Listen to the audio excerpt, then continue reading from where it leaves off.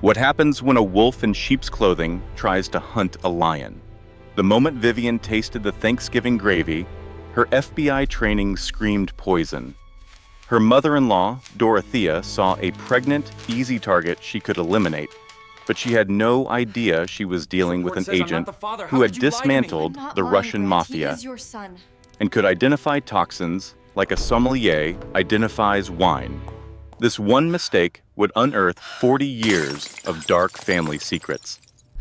Stay with me, because this story of a predator picking the wrong prey has a twist you will not see coming. This story will teach you the most important lesson every woman needs to know. Trust your instincts. When everyone calls you crazy, when even your own husband doubts you, your gut feeling might be the only thing that saves your life. 22 members of the Hartwell family sat around a table that cost more than a house. Vivian was 7 months pregnant and utterly exhausted after closing a brutal kidnapping case. She would have preferred pajamas and leftover takeout, but her husband Grant had insisted they attend. His mother had been planning it for months. So there she sat, feeling like a sausage stuffed in a dress, surrounded by Grant's perfect family in their perfect mansion. "I made this gravy just for you, dear," Dorothea said, her smile as sharp as broken glass. For 3 years, Vivian had endured these thinly veiled insults. Every kind word from Dorothea was a warning. The gravy boat landed in front of her, steaming with the scent of herbs and something else, something metallic. Dorothea added, "You need your strength. Growing my grandchild is hard work." The emphasis on "my" was unmistakable. Vivian was just the incubator. Vivian had learned to ignore the constant digs, but this time felt different. She poured the dark, rich gravy over her potatoes. Across the table, her husband Grant beamed, completely unaware of the danger. He was home, happy and oblivious. Vivian lifted her fork and took a tiny bite. The taste was immediate and wrong. It was bitter, chemical, and utterly terrifying. Years of training took over. Her mind instantly profiled the substance. This was not a kitchen herb. It was a compound designed to harm. She swallowed the small bite and forced a smile. Taking another tiny piece to avoid suspicion, Dorothea's eyes were locked on her, watching with the cold anticipation of a spider waiting for a fly. Beneath the table, Vivian squeezed Grant's hand twice, their old signal for urgent danger. "Excuse me," Vivian said, her voice steady. "The baby is pressing on my bladder again." A few relatives chuckled. "Of course, dear," Dorothea replied, her smile never faltering. "We'll save your plate." Vivian walked calmly down a long hallway lined with portraits of Hartwell ancestors. Their painted eyes seemed to follow her, a constant reminder that she was, and always would be, an outsider. Inside the lavish bathroom, she moved with professional speed. She purged the food into the toilet and rinsed her mouth repeatedly. From her purse, she pulled out a small evidence bag, a habit she never broke. You never know when you might need to preserve a clue. She scraped a sample from her tongue, sealed the bag, and marked the date and time. Her reflection in the gilded mirror was a pale, haunted woman who had just realized the unthinkable. Her mother-in-law had tried to poison her and her unborn child. The thought was insane, the kind of paranoia that ended careers. Dorothea was controlling and cruel, but a murderer. Vivian looked at the evidence bag. Her instincts, the same ones that kept her alive for 2 years inside a crime family, were screaming a clear warning. She tucked the bag away, fixed her lipstick, and put on a calm expression. The time for doubt was over. It was time to hunt.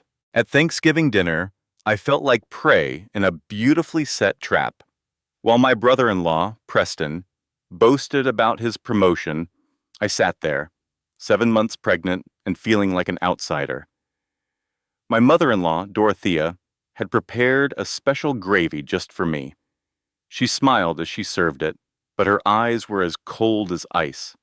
This meal was meant to show that family is everything, but sometimes the people closest to you are the most dangerous. If you've ever felt like something was deeply wrong when everyone else was smiling, you know what I was feeling. The gravy tasted bitter, almost chemical. My FBI training kicked into high gear instantly. I knew I couldn't eat it.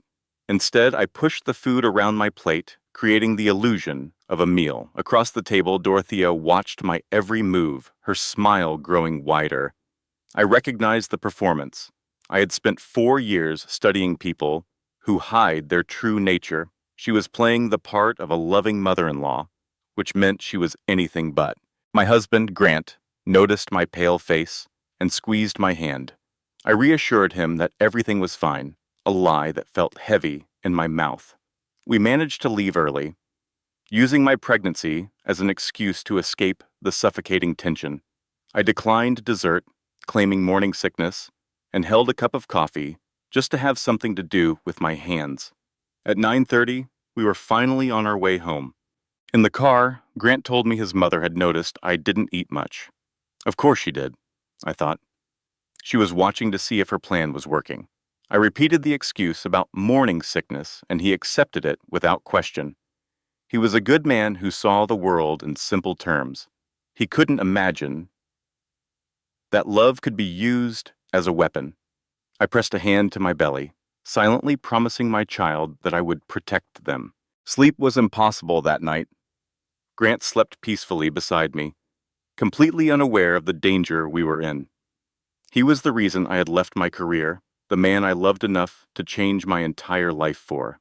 Now, I lay awake, wondering if his own mother had just tried to kill me. The evidence bag with the gravy sample sat in my purse, a ticking time bomb. Around 2 in the morning, I went downstairs and searched online for the taste of ethylene glycol. The search results made my blood run cold, first sweet, then bitter. The common name for it is antifreeze. It causes complete kidney failure within 72 hours. Then I typed the search I was most afraid of. Can antifreeze hurt an unborn baby? The answer was devastating. It would end the pregnancy long before it killed the mother. Black Friday morning was gray and cold. While the rest of the country fought over cheap electronics, I was fighting for my life. Grant kissed me goodbye and went golfing with his brother, telling me to take care of myself and our little one.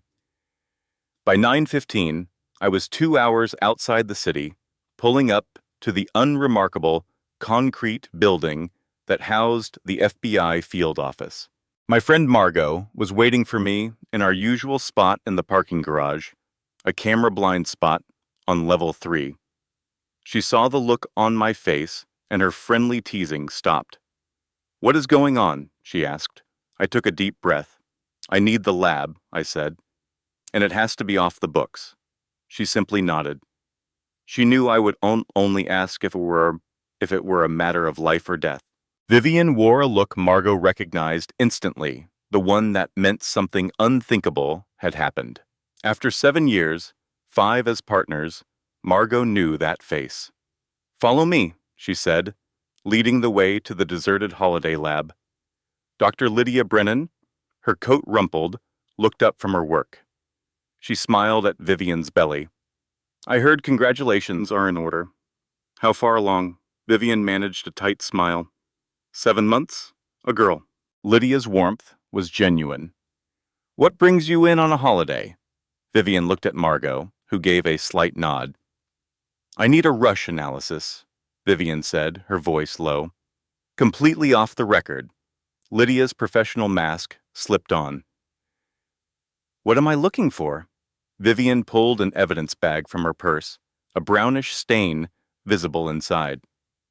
"Poison, I think. Antifreeze." Lydia took the bag, her brow furrowed. Where did this come from? Vivian met her eyes.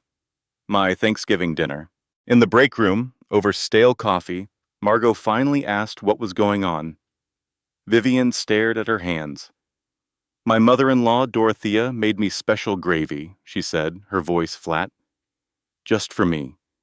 She claimed it was my favorite, but in 3 years, She has never once asked what I like. Yesterday, she made gravy just for me. She watched me eat every single bite, Vivian continued. Margot shifted in her chair. That's weird, Viv, but it's not evidence. No, Vivian agreed. But the taste was wrong. Bitter.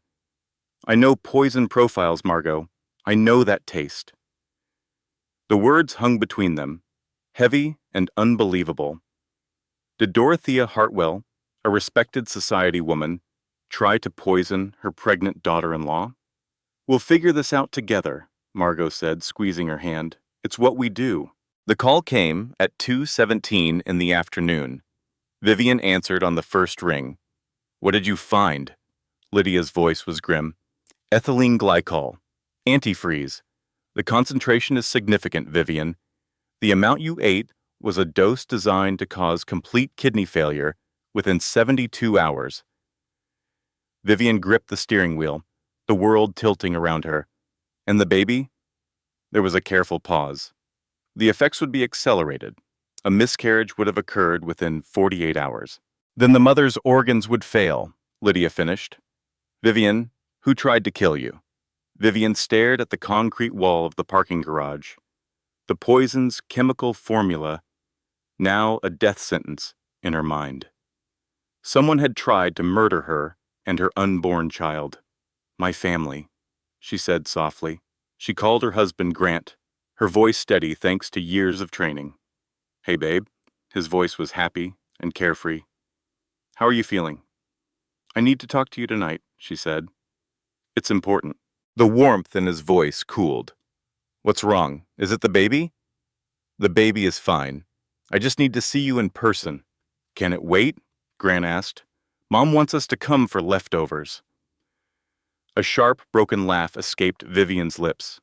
No, Grant, it cannot wait. Just come home. Please. She hung up, the cold spreading through her chest. Her mother-in-law had tried to kill her. The fact was so monstrous, it felt unreal. Not a murderer, not yet. Vivian and her baby had survived. She felt a slow roll under her skin and placed a hand on her belly. I will protect you, she whispered. I promise. But she knew this was just the beginning. The truth was going to destroy everything. She put the car in drive. It was time to go home. It was time to find out whose side her husband was on. Grant arrived home at 7:43, finding her in the living room, sitting in the dark. A single folder sat on the coffee table. Why are you sitting in the dark? He asked, reaching for the light switch. Leave it, she commanded. Her tone stopped him cold. He saw the evidence bag and the lab report next to the folder. Vivian gestured to the empty chair across from her, a family heirloom from his mother. Sit down, Grant. That night, I placed the official lab report on the coffee table in front of Grant. His eyes scanned the technical words until they landed on two of them, ethylene glycol. Your mother's gravy, I said, my voice steady despite my racing heart. It was full of antifreeze. The lab said it was enough to cause kidney failure and a miscarriage, followed by death. I watched the color drain from his face as his perfect family portrait shattered into a million pieces. The lab report trembled in his hand. Grant looked at his wife, Vivian, but his eyes were those of a stranger. He started to speak, but the words caught in his throat. My mother would never, he managed to say. Vivian's voice was firm. The test is accurate, Grant. We ran it 3 times, and the result was always the same. He shot up from his chair, pacing the room in a panic. He ran his hands through his hair, a nervous habit she knew all too well. There has to be a mistake, he pleaded. Something in the kitchen contaminated the food. Vivian shook her head. Antifreeze does not just appear in gravy, Grant. Someone put it there, and it was only in the serving meant for me. Not my mother, he shouted. Vivian remained calm. As a federal agent, this is my professional conclusion. It is my job to analyze evidence and find the truth. The evidence says your mother is trying to kill me. Grant let out a harsh, ugly laugh. Do you realize how insane you sound right now? Vivian's voice was cold and clear. I sound like a woman telling you that someone put poison in my food. I am asking you to consider that the person who did it was the one who prepared it. You want me to believe my own mother tried to murder you and our unborn child? Yes, she said. That is absolutely crazy. The word hit her like a physical blow. Crazy.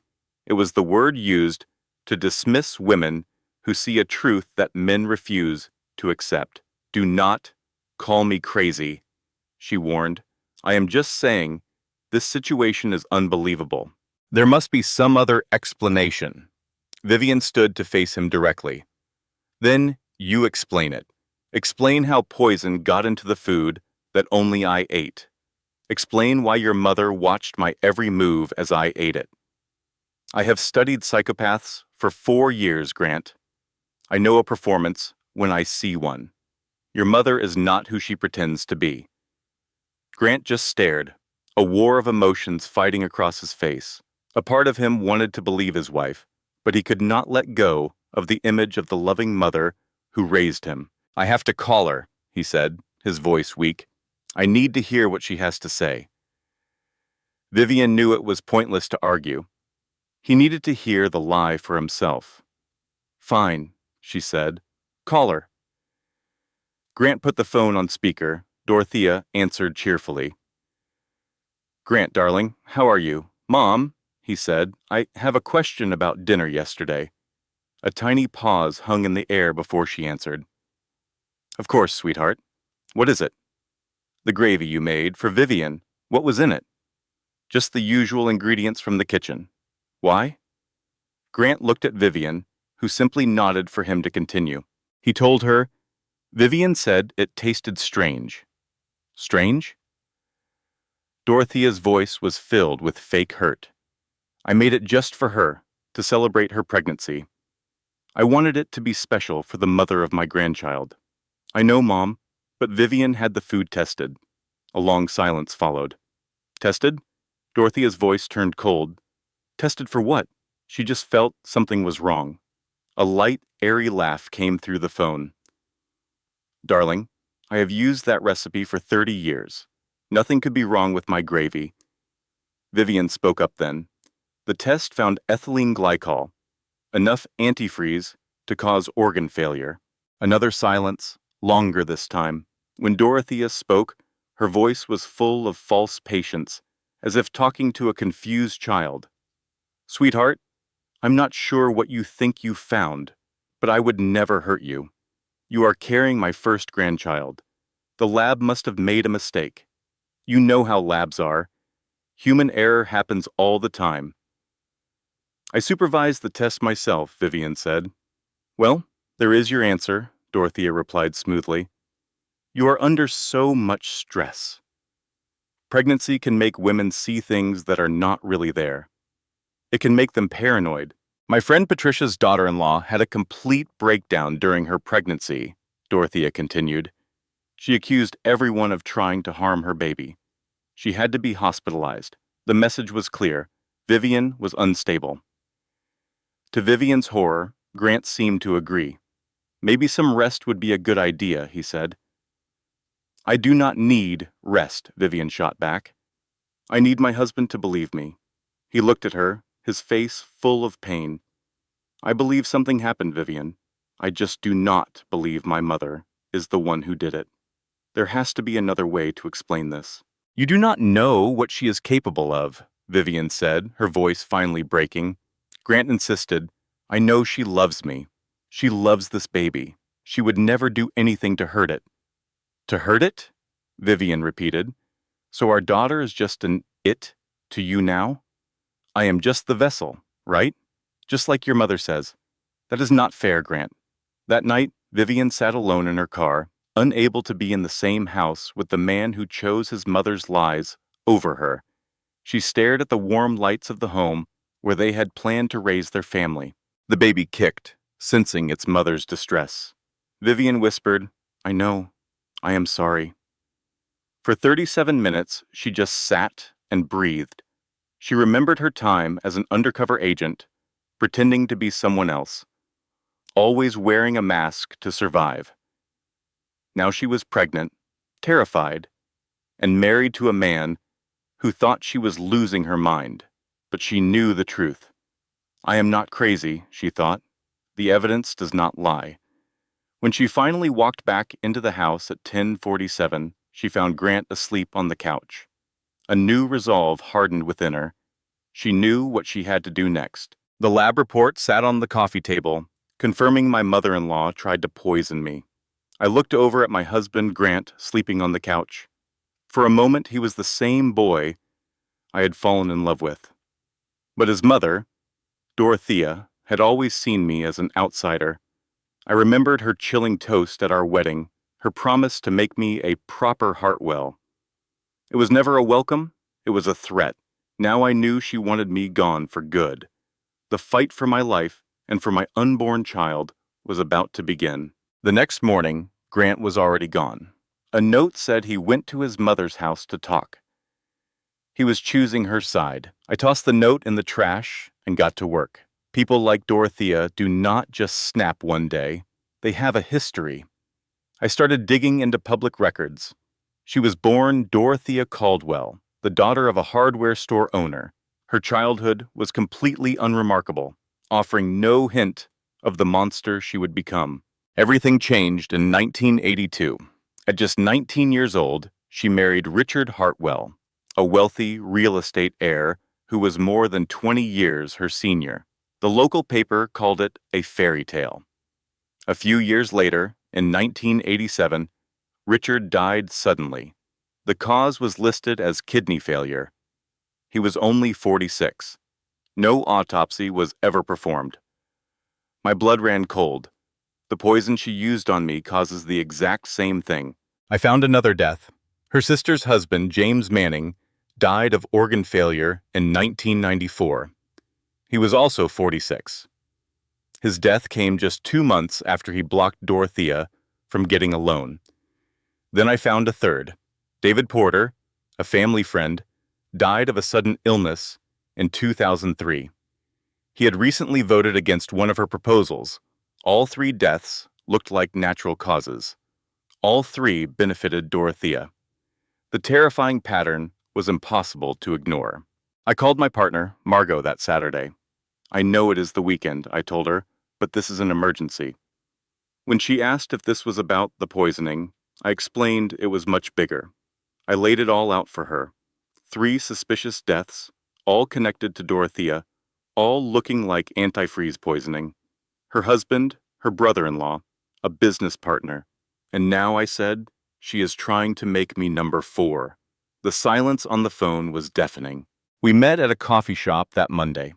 Margot had worked all weekend and found even more. It was not just murder. It was a long history of twisted control. She slid a folder across the table. Inside was a story about Grant's college girlfriend, Jennifer. She was hospitalized with a mysterious stomach illness and broke up with him right after. Then came his fiancée before me, Samantha, who suddenly developed crippling anxiety and called off the wedding. The list went on. The nanny who raised Grant was fired after a strange illness left her bedridden for months. Another maid quit. A gardener moved away. All of them got sick while working for Dorothea, and all of them left quietly. I asked Margot what happened to the other women. Jennifer was alive, but refused to talk about that time. Samantha was dead. She had taken her own life 3 years after breaking the engagement. I closed the folder, the truth settling in like ice. Dorothea has been doing this for decades. Anyone who threatens her control over her sons gets poisoned. Sometimes it is just enough to scare them away. But when she wants them gone permanently, she makes sure they are. Margot asked what I would do. I felt my baby move, a tiny kick that reminded me everything was at stake. Grant thinks I am having a breakdown, exactly what his mother wants him to believe. But I refuse to become another one of her victim's model. He is not an idiot, he is a victim. His mother has manipulated him his entire life, so he knows nothing else. Vivian met Margot's gaze and admitted that was not an excuse. She stood and gathered the folder, full of evidence of hidden crimes. I am going to build a real case, she declared. One with proof even Grant cannot deny. It will have testimony from survivors and lab results showing the pattern. And if he still refuses to believe you, Vivian's jaw was tight. Then I will finally know where I stand. That night, Grant came home late from a supposed client dinner. Vivian did not ask why he smelled like his mother's perfume or why he refused to look her in the eye. She just sat in the baby's nursery, rocking in the quiet. She finally understood the family she had married into. As she rocked back and forth, the motion calmed her and the baby. She thought of the women in the files, like Jennifer Walsh, with her mysterious sickness, and Samantha Reed, whose panic attacks led her to suicide. She remembered Margaret Holloway, whose career was ruined, and even Grant's sister-in-law, Caroline, who always looked so empty. What had Dorothea done to them all? I am not the crazy one, Vivian thought. She is. The baby kicked, and Vivian felt a real smile for the first time in days. We are going to be okay, she whispered. I will figure this out, and I will stop her.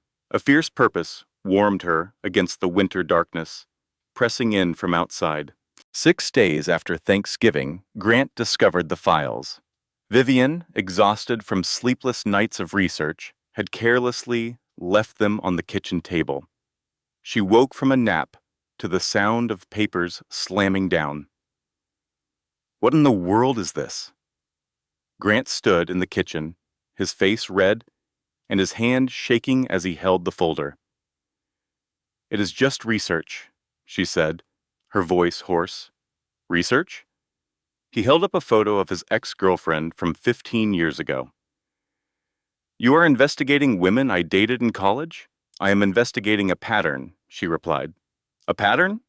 He laughed, a truly ugly sound. A pattern of what?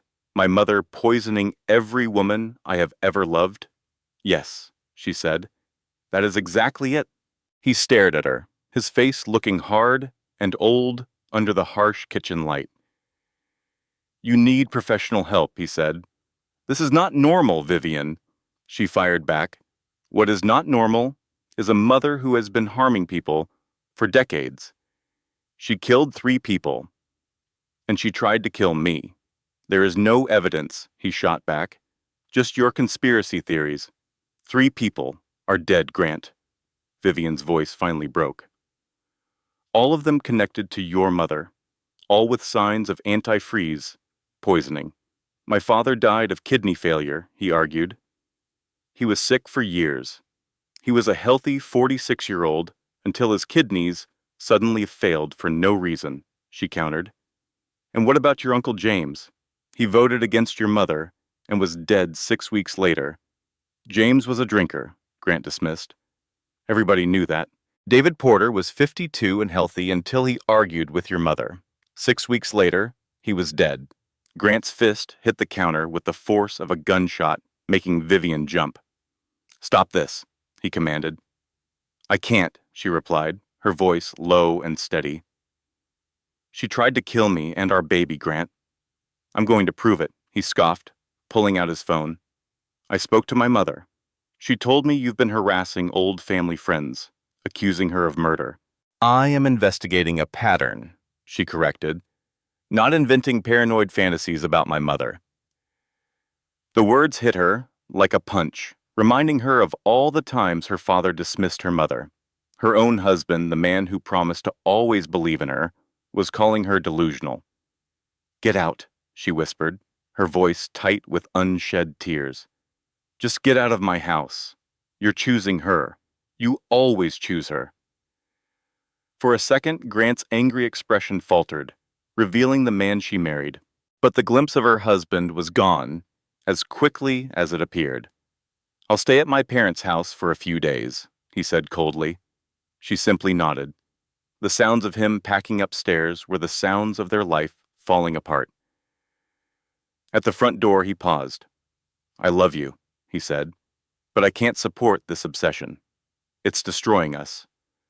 Then the door shut, and his headlights cut through the dark before vanishing. Vivian was left alone with the evidence that would never be enough for him. She finally collapsed onto the cold kitchen floor and stayed there until morning. At 8:17, her phone buzzed. It was Agent Kincaid, her boss. "My office now," he said, his voice like gravel. "Sir, I'm on maternity leave. Now, Hartwell?" The line went dead. She drove to the field office in a stupor, her body on autopilot. She sat in her car for 5 minutes in the nearly empty lot before forcing herself to go inside and face him. "Close the door," Kincaid said as she entered his office. His face was tired. "I received an anonymous complaint yesterday. It alleges an agent is abusing her position, using federal resources for a personal vendetta." Vivian's face remained a perfect mask. "The complaint says this agent believes her mother-in-law is a serial killer," he continued, his eyes sharp, "and that she's trying to manufacture a case." There it was. Dorothea's revenge. "It came with documentation," Kincaid added, "database access logs, contacts with former Hartwell employees." Vivian met his gaze. "Sir, the evidence is real. The lab found ethylene glycol in a sample. She is killing people." He rubbed his temples. "You are one of my best agents, but my hands are tied. I have to place you on administrative leave while Internal Affairs investigates. If you're wrong," he trailed off, not needing to finish. If she was wrong, her career was over. "I understand," she said. At the door, she turned back. "Sir, if she murders someone else while I'm on leave, it will be on my conscience." He just looked defeated. "Go home, Hartwell." The house was silent, haunted by Grant's absence. She stood in the nursery they had built together, looking at a mobile of stars and moons from her friend Margot. It felt like a lifetime ago. Unable to sleep, she started refolding tiny baby clothes. There was a pink outfit from her own mother, a woman who had taught her to be strong and to fight. There was a yellow one from Margot, who had believed her instantly. And then she found the white cashmere outfit from Dorothea. It was a gift from the baby shower, delivered with a smile that never reached her eyes. Vivian held the impossibly soft fabric for a long moment. Then she threw it into the trash can. Thursday afternoon brought a sharp knock on her door. Vivian froze, her mind racing. Was it Dorothea? Had Grant sent his mother? She was an FBI agent. She did not hide. She looked through the peephole and was shocked to see Carolyn Hartwell, her brother-in-law's wife. In 3 years, Carolyn had been a ghost at family functions, quiet and vacant. Vivian opened the door. "We need to talk," Carolyn said, her voice clear and strong. Carolyn, her sister-in-law, stood on her porch, checking for any familiar cars. Vivian hesitated for a moment before letting her in.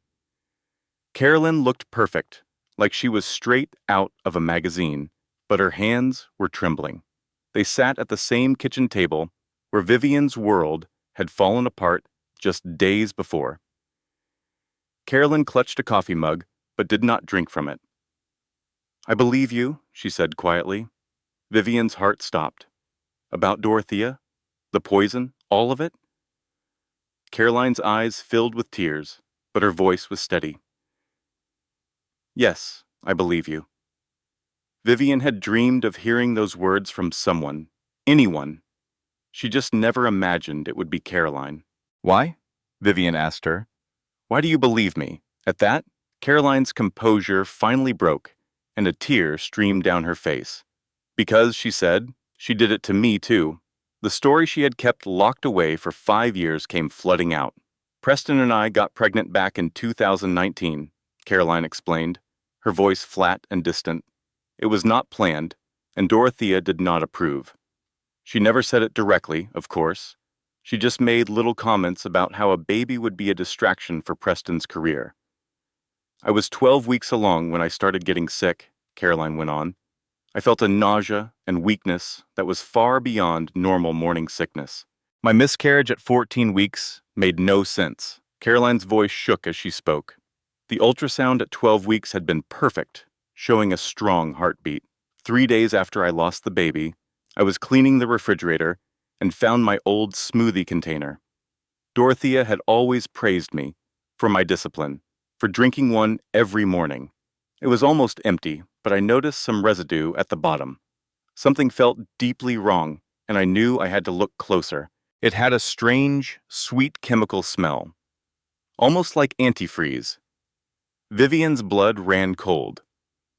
I kept it, Caroline explained, even though my husband, Preston, said I was just grieving.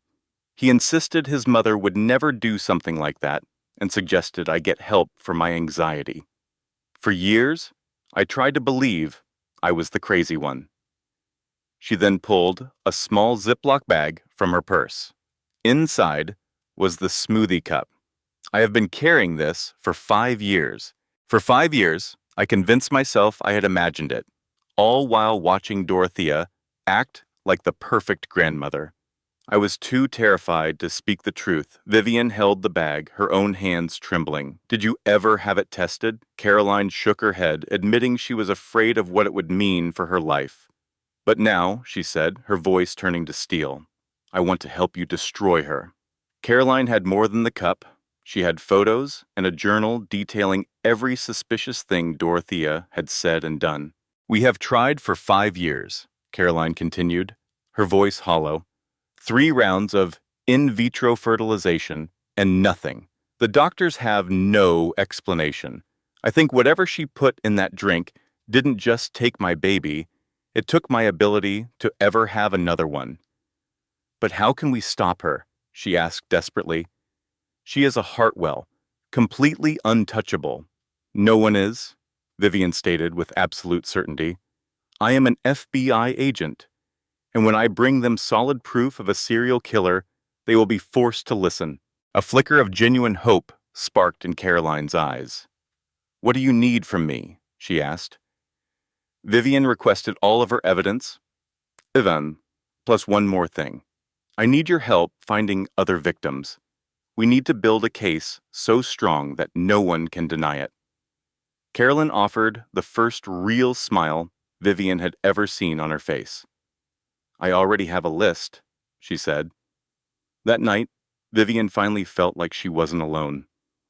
As her own baby kicked, she whispered, We are going to be okay now. I have help. For the first time since Thanksgiving, Vivian felt a spark of hope. A morning call from her colleague Margot got straight to the point. I found someone, she said. It was about the death of Dorothea's first husband back in 1987. A housekeeper named Eleanor Mitchell gave a witness statement that was buried in the archives. Margot confirmed the woman was 83 years old, living in a Florida retirement community, and, according to nurses, sharp as a tack. She remembers everything. I need to talk to her, Vivian declared. Margot reminded her she was on administrative leave, but Vivian insisted it was just a personal visit. Let me at least set up a video call first, Margot offered, saving you the trip. At 2:15 in the afternoon, Vivian connected with Eleanor Mitchell. The elderly woman appeared on the screen with piercing blue eyes and a pink cardigan. Her voice was strong when she spoke. You are the FBI agent, she said, the one who married into the Hartwell family. Yes, ma'am, Vivian confirmed. I have been keeping track of them, Eleanor stated. For 40 years, I have been waiting for someone to finally ask questions. Eleanor's memories of her former employer, Richard Hartwell, were warm. He was a good and kind man, she recalled, who treated his staff like human beings. He was fair and generous, even helping pay for her daughter's college education without asking for anything in return. But his wife, Dorothea, was a different story. Eleanor's tone became ice cold. Everything about her was for appearances, she said. Her smile never reached her eyes. Eleanor's opinion changed one morning, about a week before Mr. Richard died. She had entered the kitchen quietly around 4 in the morning and saw Dorothea standing at the counter. She was in her robe, holding a small, brown glass bottle that had no label on it. Vivian leaned closer to the screen. Eleanor described watching Dorothea pour a greenish liquid into Mr. Richards' coffee maker, drop by careful drop. She knew he made a pot at 6 o'clock sharp every single morning. Eleanor slipped out before she was seen, telling herself she had misunderstood. But during that week, she watched Mr. Richard grow sick, confused, and weak. The doctors called his sudden kidney failure a tragedy. "I gave a statement to the police," Eleanor said, her jaw tightening. "I told them precisely what I witnessed." The detective wrote it all down, but nothing ever came of it. In fact, he retired just 2 months later. The case was closed, ruled natural causes, and Dorothea quietly fired her, claiming they needed to reduce staff. Then came a letter from a law firm, reminding her of a confidentiality agreement and the legal power of the Hartwell family. "I stayed silent for 40 years, Eleanor admitted, but I never forgot." She then held up a worn leather journal, filled with notes and newspaper clippings. "I started this right after Mr. Richards' funeral." She showed pages documenting every strange death and mysterious illness connected to the family. Dorothea's sister's husband died 2 months after refusing her a loan. A board member who opposed her died in 6 weeks. There were at least 4 young women who dated her sons and then became sick. "I knew someday someone strong enough to stop her would need this," she said, her eyes wet. "I will testify. Just tell me when and where." After the call ended, Margot phoned immediately with more news. Financial records revealed Dorothea's sister had loaned her $50,000 just after her husband, the beneficiary of a $300,000 life insurance policy, died. The motive was clear. Dorothea was killing for money. "I need to take this to Kincaid," Vivian said. Margot worried it could end her career if the case fell apart. "And if they bury it, like they have buried everything else?" she asked. Vivian thought of Eleanor, waiting 4 decades for justice. "Then at least we did not stay silent," she replied. Convinced? Margot agreed to present the evidence. That very night, Agent Kincaid called Vivian himself. His voice was sharp. "Dawson brought me some interesting material," he said. "Your evidence is compelling," her boss Kincaid said over the phone. He mentioned the witness statement from 1987 and the journal. "I am clearing you for limited duty. Be in my office at 8 o'clock on Monday morning." A wave of relief washed over Vivian. If there is even a chance someone has been getting away with murder for 40 years, then we are going to catch her, he finished. After the call, Vivian sat among the piles of evidence. Being proven right brought no satisfaction. It could not undo 40 years of damage or give Caroline back her child. For 37 years, Dorothea Hartwell got away with murder. But one pregnant FBI agent, her own daughter-in-law, was about to expose the truth.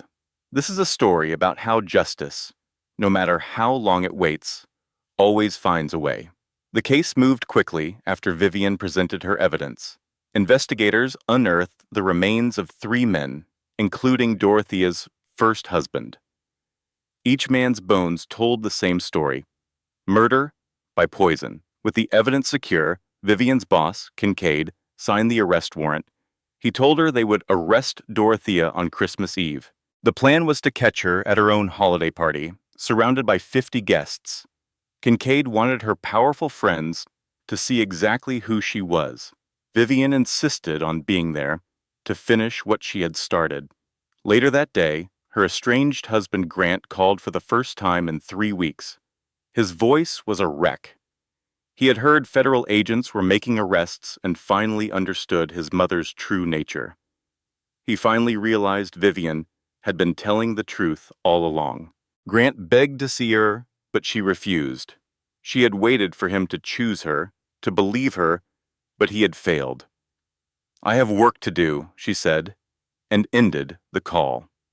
That night, the Hartwell estate was a spectacle of wealth, with crystal chandeliers and a string quartet. Vivian, now 8 months pregnant, stood at the edge of the property with her team. She felt her baby kick, a small reminder of what she was fighting for. She had been ready for this moment since Thanksgiving. Vivian entered the mansion with 6 federal agents. The music stopped, and a hush fell over the lavish party. All eyes turned as 50 of the state's most influential people watched in shock. Dorothea Hartwell stood by a giant Christmas tree, dressed in expensive red velvet and dripping with diamonds. She was the picture of untouchable elegance, until she saw Vivian's badge. The champagne flute slipped from her hand and shattered on the floor. In the dead silence, Vivian's voice was steady and clear. Dorothea Hartwell, you are under arrest for the murders of Richard Hartwell, James Manning, and David Porter. You are also under arrest for attempted murder. Gasps filled the room. Dorothea's perfect mask of composure began to crack, replaced by pure fury.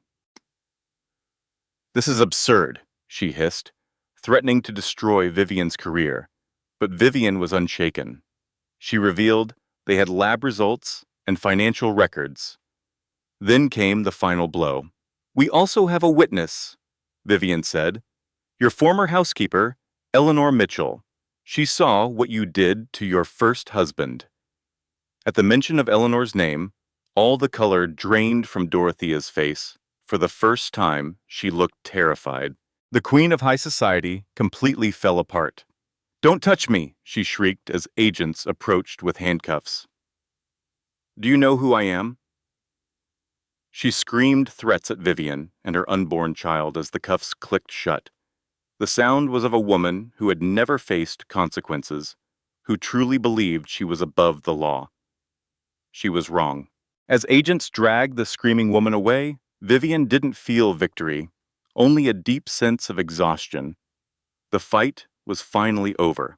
The party guests fled, leaving an empty mansion where the festive lights now seemed cold. Vivian stood alone by the Christmas tree.